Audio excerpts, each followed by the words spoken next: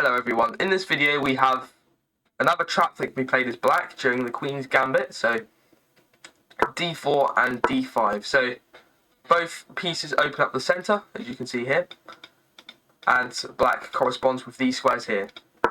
So c4, it attacks this d5 pawn, and also it creates a strong centre, as you can see. And the point is, if black captures, white can open up the whole board. So whilst developing a strong centre, they have a strong bishop development, and these knights can easily be developed along these squares. So it's a strong development from white. So in this position here, we have e6, so strengthening this pawn chain. Knight to c3, which is a common move, creating an attack on these squares here. Now we have knight to f6, so it's defending these squares here, defending the pawn, as this pawn's being double attacked by this pawn and by this knight.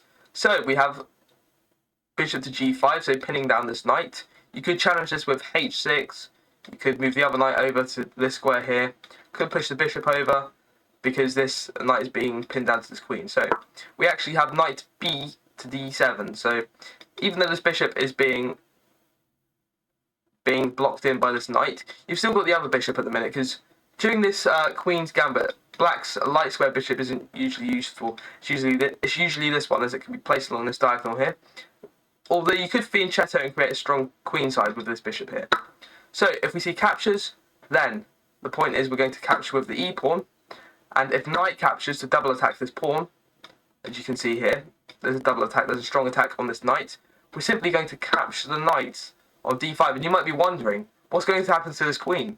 Well, white is obviously going to be over the moon here, and they're going to capture on d8, but the point is, we roll in our bishop to this b4 square, and the point is, the king has nowhere to move.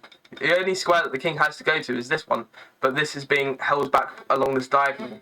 So, to add to this, there's only one piece that can block, which is the queen. So, white has to sacrifice material, and after this capture, so bishop captures on d2, and king captures on d2, we have king captures on d8, and some material advantage. So you can see here, these pieces haven't been developed yet.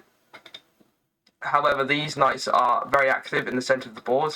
They control these squares, so it's a very strong position here from these knights. And it can easily be a checkmate, so you can develop these pieces as soon as possible. And it's a clear 2-point advantage here from black. So, hopefully you've enjoyed this video. Please like and subscribe to the channel, and I'll see you in the next video.